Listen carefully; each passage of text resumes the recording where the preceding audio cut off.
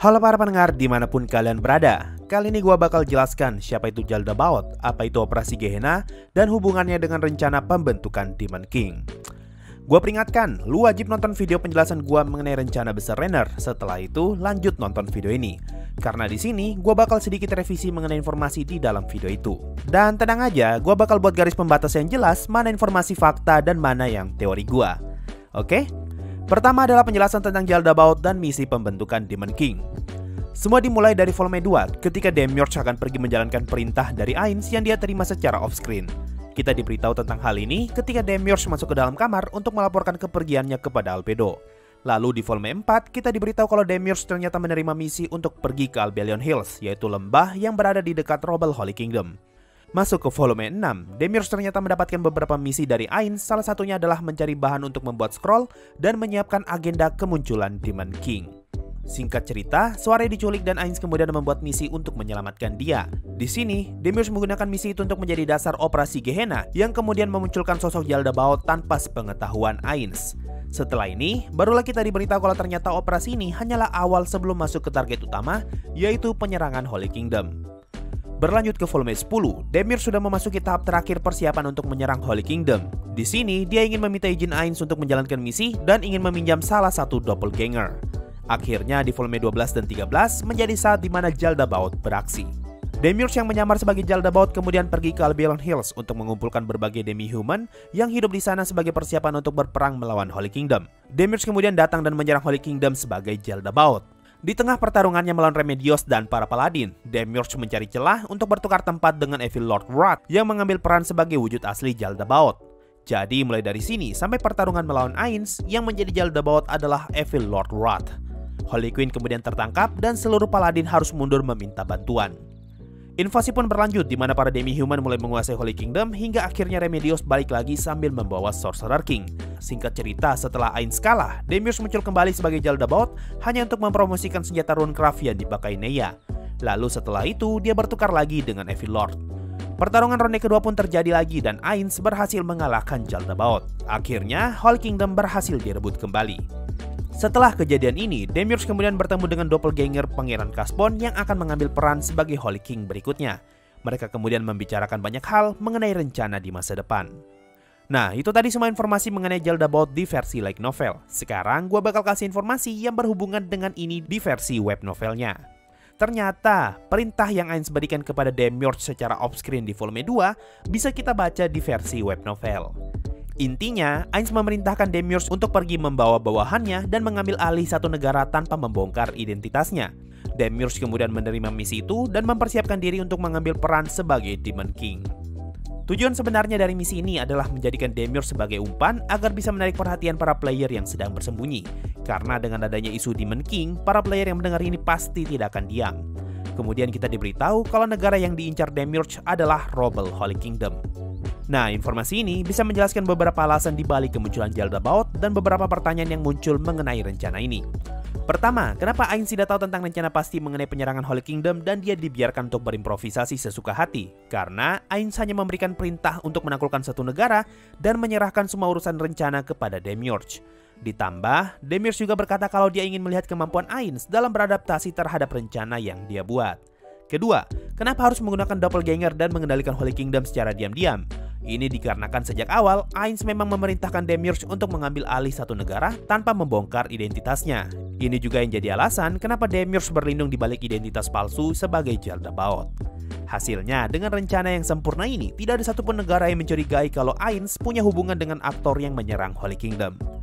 Ketiga, kenapa Demiurge bertukar tempat dengan Evil Lord? Ini dikarenakan masih ada hubungannya dengan identitas Demiurge yang tidak boleh diketahui. Tapi ini juga ada hubungannya dengan perintah Ainz yang menyuruh Demiurge untuk membawa bawahannya dan pergi menaklukkan satu negara. Makanya Demiurge menggunakan Evil Lord dalam misi ini.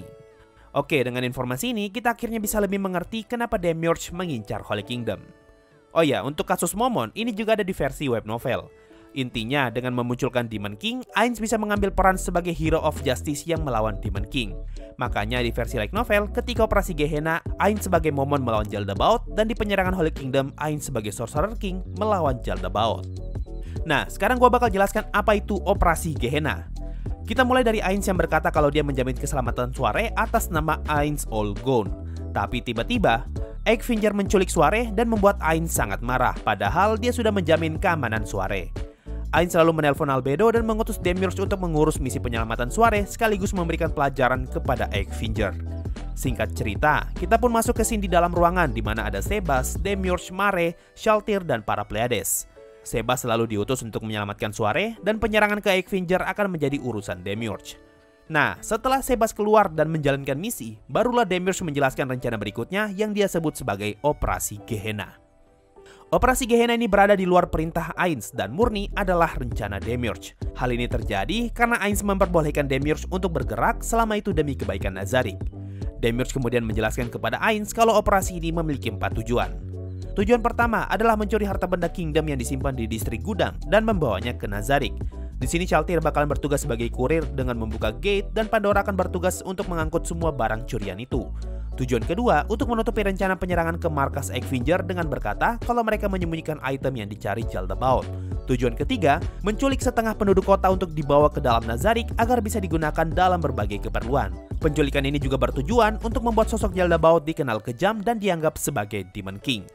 Tujuan keempat, sebagai pondasi awal sebelum Demiurge menyerang target utama, yaitu Holy Kingdom. Oke, itu tadi penjelasan super singkat dan jelas mengenai operasi Gehenna. Sekarang bakal gue hubungkan dengan keberadaan Raynor. Di video gue yang ngebahas tentang rencana besar Raynor, gue bilang kalau Raynor lah yang menciptakan Jaldabaoth.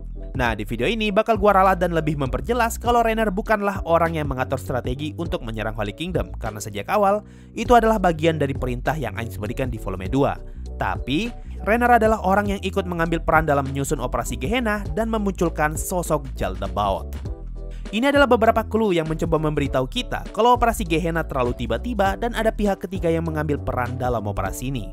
Pertama, setelah interogasi Sebas, sama sekali tidak ada pembicaraan mengenai operasi Gehenna, tapi Demiurge hanya berkata kalau dia ingin mengecek sesuatu di Kingdom karena ada sesuatu yang menarik perhatiannya.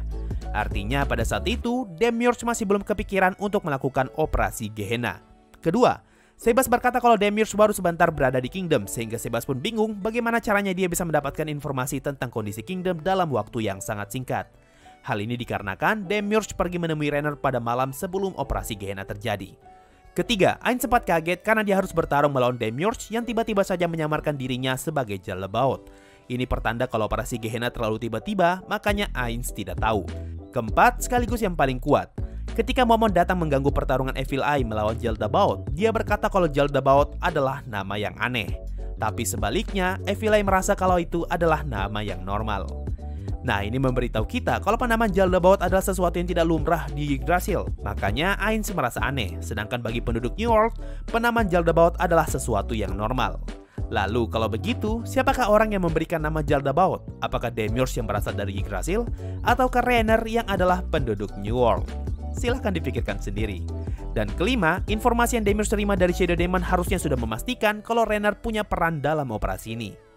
Sekarang coba olah semua informasi itu dan tambahkan dengan informasi di volume 14 yang mengatakan kalau semenjak pertemuan Raynor dengan Demiurge, sekitar 90% rencana untuk menghancurkan Kingdom berasal dari sarannya Raynor. So, itu tadi penjelasan tentang siapa itu Jaldabaoth, rencana pembentukan Demon King, penjelasan tentang operasi Gehenna, sekalian revisi tentang peran Raynor dalam kemunculan sosok Jaldabaoth. Sekarang gue pengen tahu opini kalian. Apakah kalian setuju dengan penjelasan gue mengenai Raynor? Atau kalian menemukan celah dalam teori ini? Silahkan berkomentar, gue pengen baca opini kalian. Gue masih ingat dulu banget, ada yang berkomentar dan ngasih saran, "Bang, lu jangan ngambil teori dari orang lain, tapi buatlah teorimu sendiri." Dan ini adalah teori gue. Raynor adalah pencipta Jaldabaoth. Mungkin itu saja untuk kali ini. Makasih semua yang sudah mendengarkan sampai di titik ini. Sampai jumpa di video berikutnya, dan bye-bye.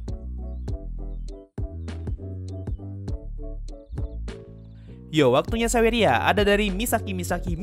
Bang, lu pusing gak sih nonton Toaru series? Kagak, gue ngikutin railgun, ngikutin accelerator dan index, sama sekali gak pusing kok. Ada dari Danko-kun, Bang, bahas anime The Movie Perfect Blue, kalau bisa cari detailannya.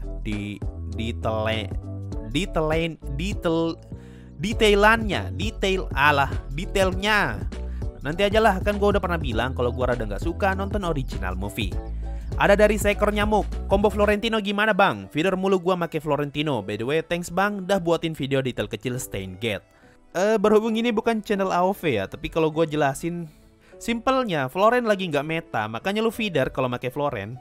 Ada dari dompet, bang bikin detail kecil di Naruto, terserah Naruto kecil atau yang Shippuden. Makasih, bro, tolonglah. Episode Naruto tuh kebanyakan.